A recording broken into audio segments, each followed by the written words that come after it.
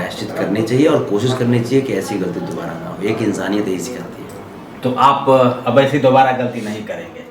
हाँ, ये बिल्कुल जायज़ है। मैं इसको जायज़ मानता हूँ, क्योंकि मनीष कश्यप ने जिस प्रकार से एक वीडियो बनाया, सरकार कभी नहीं चाहती सर कि हम किसी पे NSA लगाएं, कभी नहीं चाहती, बल्कि लोग मजबूर कर देते हैं। वो अपनी आदत से बाज नहीं है। इसको जेल भेजने में सबसे बड़ा हाथ धीरेन्द्र शास्त्री का है। सबसे बड़ा, मैं आपको बता रहा हूँ, सबसे बड़ा हाथ धीरेन्द्र शास्त्री का है। ऋषियों का है, महर्षियों का है, ऐसा कहा जाता है, इतिहास गवाह है। लेकिन यहाँ कुछ ऐसे शख्स पैदा हुए, लोग कहते हैं ना कि आप पढ़ लिख कर बहुत बड़ा विद्वान बन सकते हैं, लेकिन यहाँ कुछ लोग हैं कि भगवान बनने के लिए उतावला हुए हैं। जैसे आज धीरेन्द्र कृष्ण शास्त्री को ले लिया जाए, न जाने कितने लोग राम रहीम आसाराम जैसे लोग आए, लेकिन अपनी परिभाषित भाषा से कहीं ना कहीं आज सलाखों के पीछे भी हैं। आज बिहार में हूँ और बिहार में चर्चित चेहरा है संतोष रेणु यादव, पहचान के मोहताज नहीं हैं और काफ़ी सुर्खियों में बने रहते हैं। इनसे जानने का प्रयास कर रहे हैं कि धीरेन्द्र शास्त्री को लेकर जिस तरह से बयानबाजी हो रही है, कहाँ तक सही है और क्यों हो रहा है इस बिहार में। पहले तो स्वागत है सर आपका। जी बहुत बहुत धन्यवाद। कैसे हैं आप? बहुत अच्छे हैं और बड़ा अच्छा लगता है, आपसे मिलना हो जाता है और हमेशा एक सम्मान देते हैं। मैं आजीवन ऋणी भी हूँ आपका। बहुत अच्छे और बहुत मेहनती व्यक्ति हैं और मैं आपसे बहुत कुछ सीखता हूँ। चलिए थोड़ा सा आपके ज़िंदगी पे हम लोग थोड़ा फोकस कर लेते हैं, उसके बाद फिर आगे चर्चा करते हैं। अभी हाल ही आपने एक देखा जाए तो साउथ को लेकर बहुत काफ़ी चर्चा में आए थे और जेल तक जाना हुआ। हिरासत में तो हिरासत में थे तो क्यों ऐसा करना पड़ा आपको कि हिरासत में पुलिस ले लिया आपको? नहीं, जैसे वो एक्चुअली कुछ जो बीजेपी के जो नेता लोग थे, वो लोग बिहार विधानसभा में इतना हंगामा किए कि हमको लगा कि हो सकता है भाई बीजेपी के नेता हैं, सेंट्रल में जिनकी पार्टी है, तो वो लोग झूठ थोड़े बोलेंगे। तो हमको यही लगा कि वो लोग झूठ नहीं बोल रहे होंगे, लेकिन पूरे के पूरे झूठे बोल रहे थे। तो उन्हीं की बातों को मानते हुए हम भी कुछ बोल दिए। एसपी को कि डीएसपी को किसको आप फोन लगाते हैं और तगड़ी आवाज में वही बयानबाजी दिखाते हैं, अरे का तुमको हिंदी नहीं आती है, हिंदुस्तान में रहते हो और हिंदी नहीं आती। लेकिन ऐसा कुछ नहीं था, उनको भी हिंदी आती थी। हाँ, एक्चुअली जैसे एसपी साहब के जो फोन जो उठाए थे, जो भी लोग होंगे, वो हिंदी नहीं जानते थे और बोले थे आई डोंट नो हिंदी। तो फिर मुझे लगा भाई IPS होकर के ऐसा तो नहीं हो सकता है, क्योंकि एक IPS को तो देश के विभिन्न हिस्सों में जाना पड़ता है। बिल्कुल सर, बिल्कुल। तो हालांकि वहाँ पे मैं गलत हुआ और एसपी साहब सही हुए और मुझे ऐसे अफसर पे मुझे गर्व है। अलग चीज़ है, अगर आपने कबूल किया कि हाँ मैं गलत किया हूँ। क्यों नहीं, एक इंसान है तो कबूल करना पड़ेगा। अगर आप एक इंसान हैं और आपसे गलती हुई है तो बिल्कुल आपको स्वीकारना चाहिए, बिल्कुल आपको स्वीकारना चाहिए। गलती स्वीकार करना, ये अगर आप इसमें आनाकानी करते हैं, मतलब कहीं ना कहीं आपके अंदर एक घमंड है और गलतफहमी है। कभी भी जब गलती हो उसकी प्रायश्चित करनी चाहिए और कोशिश करनी चाहिए कि ऐसी गलती दोबारा ना हो। एक इंसानियत यही सिखाती है। तो आप अब ऐसी दोबारा गलती नहीं करेंगे? हाँ, कोशिश करेंगे, थोड़ा सा तहकीकात करके किया जाएगा। आगे हम जनमानस के लिए तो लड़ते रहेंगे, जनमानस के लिए, अपने गरीब भाइयों के लिए लड़ाई लड़ते रहेंगे, लेकिन उसको और थोड़ा सा तहकीकात करके लड़ेंगे। नहीं, अगर देखा जाए तो थोड़ा सा और हम सवालात करेंगे। आप भी चर्चित चेहरा है, यही चर्चित चेहरा एक मनीष कश्यप का रहा, वो भी आज क्या होता है कि सलाखों के बीच में है, NSA तक लग गया। और कहाँ तक सही है, किसी पत्रकार को करिए, हालांकि पत्रकार तो कोई नहीं बताया, बड़े बड़े चैनलों पर मैंने देखा कि यूट्यूबर मनीष कश्यप दो राज्यों के बीच में लड़वाने का कार्य करता है। ये कहाँ तक सच्चाई था? आप भी वही किए थे या मनीष गलत किए थे या फिर आप गलत किए थे? देखिए, मनीष कश्यप के ऊपर जो लगा, ये बिल्कुल जायज़ है। मैं इसको जायज़ मानता हूँ, क्योंकि मनीष कश्यप ने जिस प्रकार से एक वीडियो बनाया था, फर्जी वीडियो बना करके वो देश की जनता को, बिहार की जनता को गुमराह किया उन्होंने। हुआ क्या कि वही वीडियो के आधार पे बहुत सारे हमारे जो बिहार, उत्तर प्रदेश, झारखंड के जो भाई जो वहाँ पर रह करके रोजी रोटी चला रहे थे, वो भाई डर के मारे अपने गांव वापस आने लगे, जिससे उनकी रोजी रोटी को नुकसान हुआ, उनके घर को आर्थिक नुकसान हुआ। तो ये बहुत गलत बात है।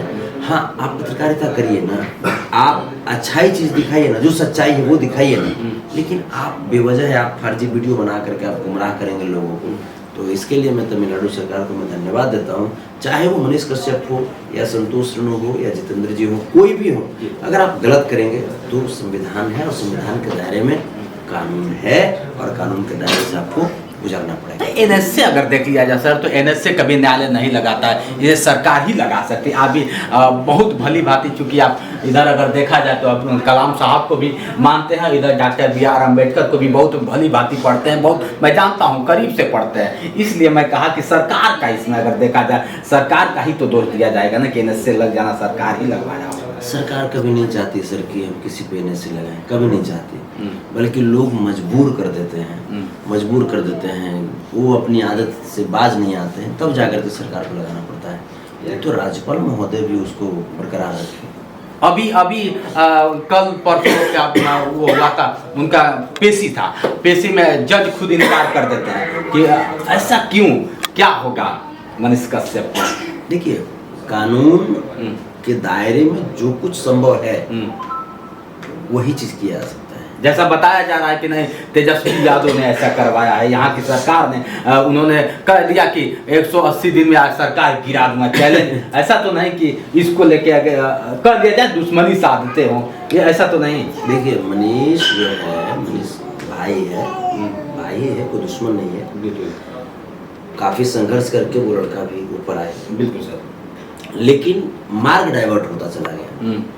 मनीष को जेल भेजने में सबसे बड़ा हाथ धीरेन्द्र शास्त्री का है, सबसे बड़ा हाथ, मैं आपको बता रहा हूँ, सबसे बड़ा हाथ धीरेन्द्र शास्त्री का है। मनीष ये सब वक्तव्य देने के पहले धीरेन्द्र शास्त्री से मुलाकात करने के लिए चले गए। धीरेन्द्र शास्त्री ये बात मनीष को बोले कि ऐसा तुम स्टेटमेंट दो, ऐसा स्टेटमेंट दोगे तो हीरो बन जाओगे, और हीरो बन जाओगे तो तुम्हारा काम और आगे चल जाएगा। मनीष बोला होगा कि बाबा ऐसा बोलेंगे तो दिक्कत हो सकता है, अरे कुछ नहीं, ये धीरेन्द्र शास्त्री ही बोला होगा कि 180 दिन में सरकार गिर जाएगा, और उसी चीज को आकर के मनीष समझा नहीं, हवाबाजी में उड़ा दिया। तो तेजस्वी यादव वो खेल समझ रहे हो क्या? तेजस्वी यादव जो मात्र 25 से 26 साल की उम्र में पूरे भाजपा के नेताओं को दौड़ाते दौड़ाते पसीना छुड़ा दिए, उस तेजस्वी यादव को आसान समझ रहे हो, खेल समझ रहे हो? तेजस्वी यादव जिनके पिताजी को बेवजह सलाखों के पीछे रखा गया साजिश करके, उस उम्र में, जिस उम्र में बच्चे खेलते रहते हैं, उस उम्र में, जिस उम्र में बच्चे अपने पिताजी के गोद में बैठ कर खाना खाते हैं, उस उम्र में उनके पिताजी की गोद को छीन लिया गया इन साजिशकर्ताओं के वजह से, इन साजिशकर्ताओं के द्वारा। वहां से तेजस्वी यादव संघर्ष किया है। तेजस्वी यादव नाम एक संघर्ष का नाम है। आप समझिए कि 11 साल की उम्र में उस व्यक्ति पे कहा गया कि घोटाला किया है, तब तो तेजस्वी यादव अगर 11 साल की उम्र में घोटाला किए तो आप समझिए कितने विलक्षण प्रतिभा के आदमी होंगे वो।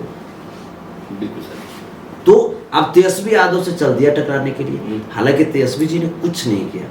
तेजस्वी जी को जहां तक मैं पर्सनली तौर पर जानता हूं, तेजस्वी जी चाहते हैं कि बिहार के बच्चे, बिहार के नौजवान आगे बढ़े, लेकिन अब पुलिस प्रशासन कानून के दायरे में रह करके ना, कि आप कानून को हाथ में ले करके कुछ भी कीजिएगा। तेजस्वी जी पे लोग इतना उल्टा पुल्टा करते हैं, तेजस्वी जी पे आज तक इतना लोग उल्टा पुल्टा बोले, उनके पिताजी को इसे अपशब्द कहा करके अपमानित किए, कभी देखा आपने किसी पे केस किया उन्होंने?